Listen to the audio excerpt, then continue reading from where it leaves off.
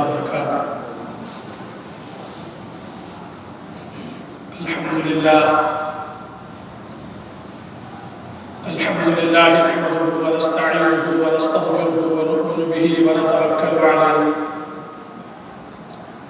ونعوذ بالله من شرور أنفسنا ومن سيئات أعمالنا. من يهده الله فلا مضل له ومن يضلل فلا هادي له. ونشهد أن لا إله إلا الله وحده لا شريك له. ونشهد أن سيدنا ونبينا ومولانا محمدا عبده ورسوله. أما بعد، فقد قال الله تبارك وتعالى في القرآن المجيد والفرقان الحميد: فأعوذ بالله من الشيطان الرجيم، بسم الله الرحمن الرحيم. إن الذين آمنوا والذين هادوا والصابئين والنصارى والمجوس والذين أشركوا إن الله يفصل بينهم يوم القيامة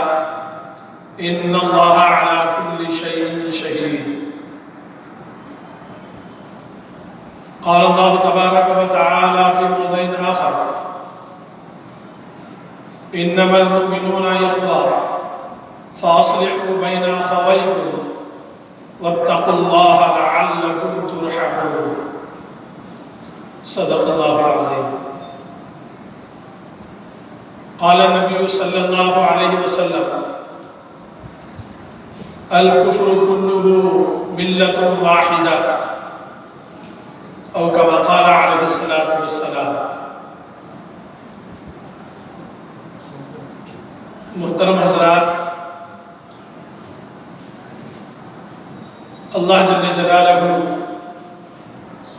وعم نوالہ کا بہت بڑا کرم اور احسان ہے کہ اس نے ہم سب کی زندگی کے اندر اپنی ذاتی زندگی کی اصلاح کی فکر کی توفیق عطا فرمائی.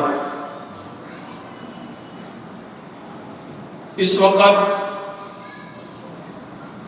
قرآن کریم ہم سب کو اس بات کی طرف دعوت دے رہا ہے کہ تم دنیا کے اندر اکیلے پڑ جاؤ گے.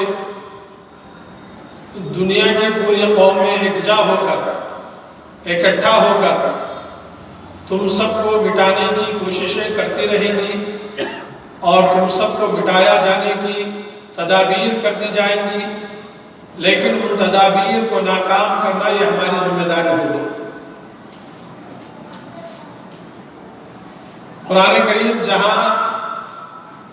ان باتوں سے ہم سب کو آگاہ کر رہا ہے،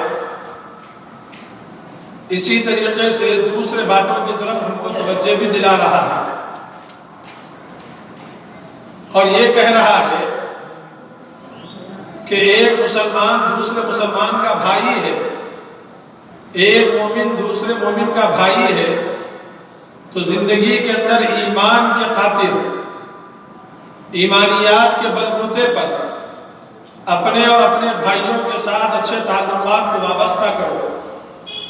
اپنے اور اپنے ماں باپ کے ساتھ بہترین تعلقات بنانے کا ذریعہ اصول کر لیا کرو. اپنے اور اپنے رشتہ داروں کے ساتھ حسن سلوک کا معاملہ پیش کیا کرو. اگر تم دنیا کے اندر اپنے اپنے رشتوں میں مضبوط پائے جاؤ گے، اپنے اپنے خاندان میں بہتر بنو گے، تو دنیا کی پوری طاقتیں مل کر تمہارا کچھ نہیں بگاڑ سکتی. کیوں؟ اس کی وجہ یہ بتائی کہ انما المؤمنون اخوہ، ایک مسلمان دوسرے مسلمان کا بھائی ہے. فاصلحوا بین اخویکم، آپس میں ایک دوسرے کی اصلاح کی فکر کر لیا کرو. غلطی کبھی بڑوں سے ہوتی ہے تو کبھی چھوٹوں سے ہوتی ہے. بڑا اپنی غلطی پر نادم ہو جائے، چھوٹوں کی غلطی کے اوپر ان کو سمجھایا جائے تو زندگی بڑی طویل گزرے گی. زندگی کے اندر اختلافات ختم ہو جائیں گے. زندگی کے اندر تعلقات جو ٹوٹنے والے ہوتے ہیں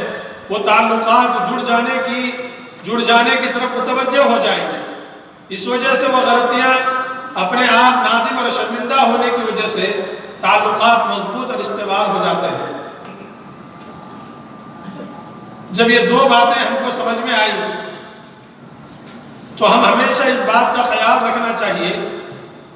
کہ اللہ تبارک و تعالیٰ نے ہم کو دنیاوی زندگی کے اندر جن چیزوں سے رکنے کا حکم دیا ہے وہ چیزیں دینی اعتبار سے ہوں، معاملاتی اعتبار سے ہوں، تعلقاتی اعتبار سے ہوں، دوست اور احباب کے اعتبار سے ہوں، رشتوں کے اعتبار سے ہوں، اس کے اندر اللہ تبارک و تعالیٰ کا خوف ہمیشہ برقرار رکھنا چاہیے۔ جب اپنے پر کوئی بات آتی ہے تو اس کو ہم نہیں مانتے، جب دوسروں کے اوپر کوئی بات کہی جائے تو ہم آگے بڑھ کر اس کی تائید کرتے ہیں۔ تو حدیث پاک کے اندر فرمایا گیا دنیاوی زندگی کے اندر اگر مسلمان اپنے تعلقات کو اللہ تبارک و تعالیٰ سے مضبوط بنانے کی فکر کرتا ہے تو اللہ تبارک و تعالیٰ اس کو بہت ساری چیزوں سے بچائے رکھتے ہیں۔ جیسا کہ قرآن میں فرمایا کہ ان الذین آمنوا والذین ہادوا والصابئین والنصارى والمجوس والذین اشرکوا، اے ایمان والو، جتنے قومیں اس دنیا کے اندر بستی ہیں، چاہے یہودی ہوں، چاہے عیسائی ہوں، چاہے صابی ہوں، چاہے نصارہ ہوں، چاہے مجوسی ہوں،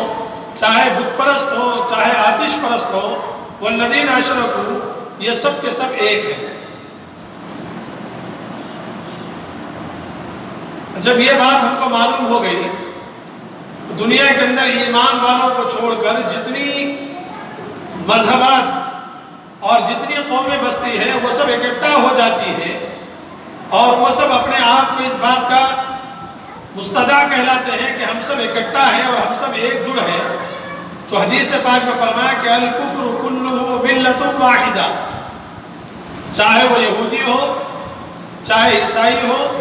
چاہے صابی ہو، چاہے مجوسی ہو، چاہے بت پرست ہو، چاہے آتش پرست ہو، جب ان کے بارے میں پوچھا جاتا ہے تو وہ سب کہتے ہیں کہ ملۃ واحدہ، ہم سب اکٹھا ہیں، ہم سب ایک جماعت ہیں۔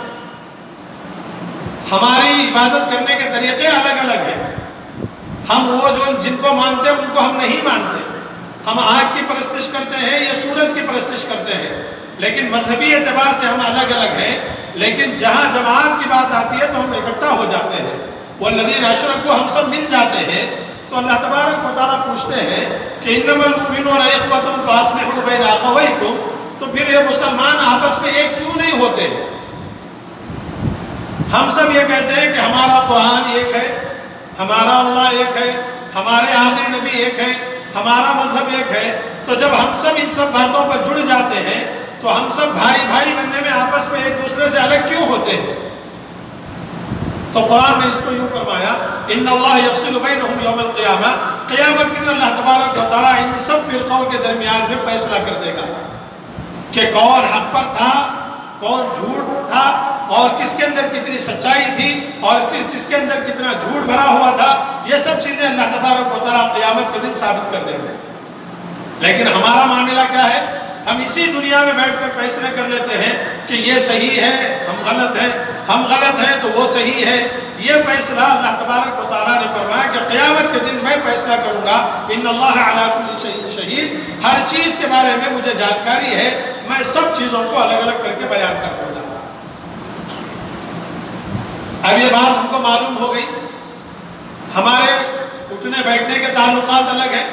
کاروباری معاملات الگ ہیں، لین دین کا معاملہ الگ ہے، عبادت کے طور و طریقے الگ ہیں، لیکن جب کہا جائے کہ تم سب اکٹھا ہو جاؤ، ایک جماعت بن جاؤ، تم سب متحد ہو جاؤ، تو کہتے ہیں کہ نہیں میں ان کے ساتھ کھڑے رہنے کے لیے تیار نہیں ہوں۔ ارے بھائی کیا بات ہے، کیوں تم ان کے ساتھ معاملہ نہیں کرنا چاہتے ہو؟ کہتے ہیں کہ نہیں ان سے میری جو ہے تعلقات خراب ہے۔ کس بات پر خراب ہے؟ کون سی چیز کے اوپر خراب ہے؟ نہیں انہوں نے میرے بارے میں غلط بات کہی تھی۔ ارے بھائی وہ غلط بات کہی تھی تو کیا اس بات کو مرتے دم تک اپنے سینے میں رکھو گے یا دنیا کے اندر اس کا ازالہ کر لو گے ایک دوسرے کے ساتھ بیٹھ کر کہ بھائی میں نے سنا کہ تم میرے تعلق سے فلاں آدمی کے سامنے یہ بات کہی ہے، کیا تم نے کہی کہ نہیں کہی؟ اگر کہی ہے تو سچ بتاؤ کہ میں نے یہ غلطی کب کی تھی؟ اللہ کے نبی صلی اللہ علیہ وسلم کے زمانے میں صحابہ کرام اسلام میں داخل ہو جاتے ہیں، ابتدا میں نیا نیا اسلام میں داخل ہو جاتے، اور جب داخل ہو جاتے تو کبھی کبھی ان کا دل جو ہے بتوں کی طرف مائل ہو جاتا، کبھی کبھی وہ تہوار آ جاتے تو ان کا دل خوشیوں کے مارے کہتے کہ ہم بھی پہلے یہ کام کرتے تھے، ہم بھی پہلے یہ کام کیا کرتے تھے، اور اس کے اندر وہ جوش ہمارے اندر ہوتا تھا کہ وہ جوش سے ہم یہ بتانا چاہتے تھے کہ پوری دنیا ہماری تقریب کو دیکھنے کے لیے دور دور سے آتی تھی۔ اللہ کے نبی صلی اللہ علیہ وسلم ان کی باتوں پر پہلی مرتبہ مسکرائے، جب دوسری مرتبہ انہوں نے یہ بات کہی تو اللہ کے نبی صلی اللہ علیہ وسلم نے منع فرمایا کہ جب تم اسلام میں داخل ہو گئے تو پرانی باتوں کا اظہار اپنی زبان سے مت کیا کرو، اور کبھی کبھی اس کی تعریف بھی اپنی زبان پر مت لایا کرو، کہیں ایسا نہ ہو کہ شیطان تم کو اس طرف مائل نہ کر دے۔ یہاں دنیا کے اندر صحابہ کرام کو پیارے رسول صلی اللہ علیہ وسلم نے پیارے طریقے سے سمجھا دیا، اور وہ صحابہ نے اپنی ان تمام پرانی باتوں کو چھوڑ دیا، ان تمام پرانی چیزوں کو اپنی زندگی سے علیحدہ کر دیا، اور کہا کہ اسلام سے بڑھ کر کوئی چیز نہیں ہے، مذہب سے بڑھ کر کوئی چیز نہیں ہے، رسول اللہ صلی اللہ علیہ وسلم کی باتوں سے بڑھ کر کوئی بات اہمیت کے حامل نہیں ہے۔ ان لوگوں نے سب باتوں کو چھوڑ دیا، تو پھر ہم سب کا کام یہ ہے کہ آپسی تعلقات کو جو ہم غیر تعلقی طور پر توڑ دیے ہیں، منقطع کر دیے ہیں، قطع تعلق کر دیے ہیں، تو کیا اس دنیاوی زندگی کے اندر وہ تعلقات کو استوار ہم نہیں کر سکتے؟ ہم واپس نہیں لا سکتے؟ دونوں بھائی ہیں، زندگی کے 20 سال گزر گئے، ایک دوسرے کے ساتھ ملنے کے لیے تیار نہیں ہے، ایک دوسرے کی صورت دیکھنے کے لیے تیار نہیں ہے، ایک دوسرے کی تقریبات میں شریک ہونے کے لیے تیار نہیں ہے۔ کیا بات ہے؟ کیوں یہ کرتے ہیں؟ تو قرآن کہتا ہے کہ ان کے اندر اس بات کو سمجھاؤ کہ وَاتَّقُوا اللَّهَ لَعَلَّكُمْ تُرْحَمُونَ، اللہ تم پر رحم کرے، تم اللہ سے ڈرتے ہو، اللہ کا ڈر دل کے اندر پیدا کرو، اللہ کے لیے تعلقات کو وابستہ کرو۔ ابھی آپ نے اس آیت میں سنا کہ دنیا کے اندر یہودی ہے، نصارہ ہے، تو آپ کو یاد ہوگا کہ 2006 یا 2007 کے اندر، اس سے پہلے جتنے بھی سن گزرے ہیں، آپ ہمیشہ دیکھے ہوں گے کہ عیسائی اور یہودیوں کے اندر بڑی جنگ ہوتی تھی، بڑی بڑی لڑائیاں ان کے درمیان میں ہوتی تھی۔ وہ کہتے تھے کہ عیسیٰ علیہ السلام کے قاتل یہودی ہیں، اور یہودی کہتے تھے کہ عیسیٰ علیہ السلام کے قاتل عیسائی ہیں۔ ان دونوں کے درمیان میں بہت بڑی بڑی جنگیں ہوتی تھی، ایک دوسرے کے جان کے دشمن تھے، لیکن ان لوگوں نے اپنی ذاتی دشمنی کو ختم کر دیا ایک بات کے اوپر، ایک ہی بات کے اوپر۔ ان لوگوں نے اپنی وہ برسا برس کی دشمنی کو ختم کر دیا، تو قرآن نے اس کو ذکر کیا کہ وَمَا تُقَدِّمُوا لِأَنفُسِكُم مِّن خَيْرٍ تَجِدُوهُ عِندَ اللَّهِ۔ قرآن کہتا ہے کہ دنیا کے اندر جب یہ یہودی اور عیسائی اپنے جان کے دشمن تھے، اپنی بڑی بڑی جنگیں انہوں نے لڑی ہیں آپس میں ایک دوسرے کو غلط ٹھہرا کر، تو کیا یہ لوگ دونوں آپس میں مل کر محبت کے ساتھ زندگی گزار سکتے ہیں؟ تو کیا یہ مسلمان ایک مسلمان کے ساتھ محبت سے زندگی نہیں گزار سکتا؟ کیوں نہیں گزار رہا؟ تو قرآن کہتا ہے کہ ان لوگوں نے ایک بات پر اکٹھا ہو گئے اور ایک بات کے اوپر جم گئے اور کہا کہ آج سے ہماری اور تمہاری دشمنی صرف اور صرف مسلمانوں کے خلاف ہوگی، مسلمانوں کے مذہب کے خلاف ہوگی، اسلام کے خلاف ہوگی۔ تو ان لوگوں نے اکٹھا ہو کر اپنی ذاتی دشمنی کو ختم کر دیا، اور ایک جٹ ہو کر پوری دنیا کے اندر آپ دیکھتے ہوں گے یہودی اور عیسائی اور مجوسی اور مشرک، یہ چاروں جتنے اس کے ماتحت جتنے طبقات ہیں وہ سب اکٹھا ہو گئے، اور ان سب کا مقصد یہی ہے کہ دنیا سے مسلمانوں کو نیست و نابود کر دینا۔ یہ میں نے کہہ رہا ہوں، یہ قرآن کہہ رہا ہے کہ ان اللہ یفصل بینہم یوم القیامہ ان اللہ علی کل شیء شہید۔ ان کا مقصد یہ ہے کہ دنیا کے اندر سے مسلمانوں میں تفرقہ ڈال دینا، مسلمانوں میں آپس میں لڑا دینا، مسلمانوں کے گھروں کے اندر ٹکڑے ٹکڑے کر دینا، مسلمانوں کے کاروبار کو نیست و نابود کر دینا، مسلمانوں کے اندر جو اتحاد و اتفاق ہے اس کو پارا پارا کر دینا، اور ان کے درمیان میں ایسی خلفشیں پیدا کر دینا کہ جو کبھی جڑنے کے قابل بھی ہو جائیں تو جڑ نہ سکے۔ تو اسی لیے حدیث پاک میں پیارے رسول صلی اللہ علیہ وسلم یہ ارشاد فرماتے ہیں کہ الکفر کلہ ملت واحدہ، عیسائی کا الگ مذہب، یہودیوں کا الگ مذہب، مجوسیوں کا الگ مذہب، مشرکوں کا الگ مذہب، کفار کا الگ مذہب اور صحابی کا الگ مذہب، ان سب کے الگ الگ مذہب ہیں، الگ الگ طور و طریقے ہیں، لیکن یہ سب مسلمانوں کے نام پر اکٹھا جمع ہو جاتے ہیں۔ اور ہمارا حال کیا ہے؟ ہم اپنے آپ لڑ رہے ہیں، ہم اپنے اپنی زندگیوں کو الگ کر رہے ہیں، ہم کبھی غور و فکر نہیں کر رہے ہیں، جبکہ حدیث میں فرمایا گیا کہ ایک مسلمان کو تکلیف ہو جائے تو پوری دنیا کے مسلمان اس تکلیف کے اندر جڑ جانا چاہیے، اس کی تکلیف کو دور کرنے کی فکر کرنی چاہیے۔ ایک مسلمان بے چین ہو جائے تو اس کی بے چینی کو دور کرنے کے لیے دوسرے مسلمان اکٹھا ہو جانا چاہیے۔ ایسے ہی پہلے صحابہ کرام کی جماعت ہوا کرتی تھی۔ اسی لیے حدیث میں فرمایا گیا کہ ایک آدمی کے جسم کے اندر آنکھ میں تکلیف ہو گئی تو وہ تکلیف صرف آنکھ ہی کے اندر باقی ہونا چاہیے، لیکن وہ تکلیف سر میں بھی ہوتی ہے، وہ تکلیف جسم کے اندر بھی ہوتی ہے، وہ آنکھ کی تکلیف کو پورا جسم درد محسوس کرتا ہے۔ تو مثال دیا پیارے رسول صلی اللہ علیہ وسلم نے، مسلمانوں کی مثال ایسی ہے جیسے کہ ایک آنکھ میں تکلیف کا ہو جانا پورے جسم کو تکلیف میں مبتلا کر دینا، ایسے ہی ایک مسلمان کو تکلیف ہو جائے تو پوری دنیا کے مسلمان اس تکلیف کو محسوس کرنا چاہیے۔ ہم کیا کہتے ہیں؟ وہاں ہو رہا نا فساد، ہمارے پاس تو نہیں ہو رہا، ہم کو کیا کرنا ہے؟ ہم تو بڑے آرام سے، ہماری زبانوں سے یہ الفاظ نکلتے ہیں، کہتے ہیں کہ فلاں محلے کے اندر کچھ ہوا ہے تو کہتے ہیں کہ وہاں ہوا نا، ہمارے پاس تو نہیں ہوا ہے۔ ارے فلاں بھائی تمہارا پریشان حال ہے تو ہم کیا کریں؟ انہوں نے اپنی زندگی کے اندر اپنے ہاتھوں سے سب کر لیا۔ حدیث میں ایسا نہیں کہا گیا، حدیث میں یہ فرمایا گیا کہ مدینہ منورہ کے اندر، مکہ مکرمہ کے اندر رہنے والے مسلمان دونوں اپنی اپنی زندگی کے اندر مست اور مگن ہیں، دونوں اپنے اپنے کام کاج کے اندر مصروف ہیں، لیکن فرمایا گیا کہ دنیا کے اندر کہیں کسی قسم کی تکلیف ہو جاتی، مکے کے اندر کوئی فساد ہو جاتا، مدینے کے اندر کوئی بیماری آ جاتی تو مکے کے مسلمان ان کی مدد کے لیے وہاں پر پہنچ جاتے۔ یہ نہیں کہتے کہ ان سے ہمارا کوئی تعلق نہیں ہے، ان سے ہمارا کوئی رشتہ نہیں ہے،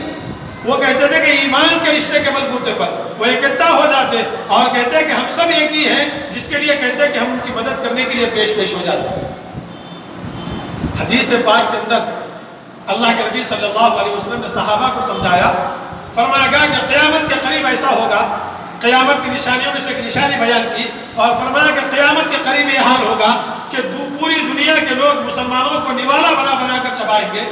تو صحابہ کرام حیران شزدر پریشان ہو گئے اور پوچھا کہ اللہ کے نبی صلی اللہ علیہ وسلم فدا کا امی کا، ہمارے ماں باپ آپ کے اوپر قربان ہو جائے، آپ بتائیے کہ کیا اس وقت مسلمانوں کی تعداد کم ہو جائے گی؟ تو اللہ کے نبی صلی اللہ علیہ وسلم فرمایا کہ نہیں، ہرگز کم نہیں ہوگی، سمندر کے جھاگ سے زیادہ مسلمانوں کی تعداد ہوگی، زمین پر جتنے ریت اور کنکر ہے اس سے کئی گنا زیادہ مسلمانوں کی تعداد ہوگی۔ تو صحابہ نے پوچھا پھر کیسے دوسری قوم نوالا بنا کر کھائیں گی؟ تو میرے آقا نے فرمایا کہ ان کے دلوں کے اندر دولت کی، مال کی محبت بیٹھ جائے گی اور موت سے ان کو ڈر محسوس ہو جائے گا۔ موت کا نام لیتے ہی ہمارے اندر گھبراہٹ شروع ہو جاتی ہے، ہم قبرستان کو اکیلے نہیں پہنچ سکتے ہیں، دن کے اجالے میں تو ہم جائیں گے لیکن رات کی تاریکی میں ہم کو جانا پڑے تو کہتے ہیں کہ نہیں بھائی میں قبرستان میں اکیلا نہیں جا سکتا کیونکہ میرا دل بڑا کمزور ہے، میرے ستارے بڑے کمزور ہیں۔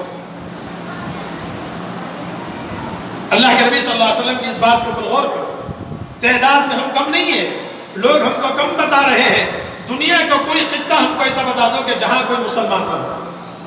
کوئی خطہ ایسا نہیں، ہر جگہ مسلمان پہنچے ہوئے ہیں، لیکن بات یہ ہے کہ سب ٹکڑے ٹکڑے ٹکڑے کر کر بٹے ہوئے ہیں، آپ الگ ہیں میں الگ ہوں، نسلی خاندان، تعصبیت کے اعتبار سے، مذہبی تعصبیت کے اعتبار سے، اختلافات کے اعتبار سے، خاندانی اختلافات کے بلبوتے پر، رشتوں کے بلبوتے پر، رشتوں کے خلاف کے بلبوتے پر، فرمایا گیا کہ جس کی وجہ سے لوگوں کو موقع مل گیا چلو ان کو ایک طرف سے حملہ کریں گے، ایک طرف سے ان کو نوالا بنا کر کھائیں گے، تو اللہ کے نبی صلی اللہ علیہ وسلم کی بات بالکل سچی ثابت ہو گئی۔ ہم کو چاہیے تھا کہ جس طریقے سے ہماری ایک آواز کے اوپر پوری دنیا کانپتی تھی،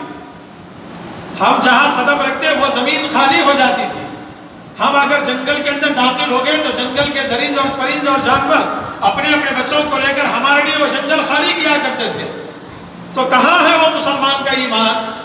جو اس وقت وہ دیواروں پر چڑھ کر کہتے تھے کہ یہ جنگل آج کی رات ہمارے لیے خالی ہو جانا، تو پورے کے پورے جانور اپنے بچوں کو منہ میں دبا کر جنگل ہمارے لیے خالی کیا کرتے تھے، تو کیا ان کے اندر وہ ایمانی طاقت تھی؟ کیا ان کے اندر وہ ایمانی جذبہ تھا؟ تو پھر آج کے مسلمانوں کے اندر سے ایمانی جذبہ، ایمانی حرارت، ایمانی قوت کیوں کر کمزور ہو گئی؟ تو اس کی وجہ یہ سمجھ میں آتی ہے کہ ہمارے اندر مال کی محبت بڑھ گئی اور موت کا خوف ہمارے دلوں کے اوپر صادر ہو گیا،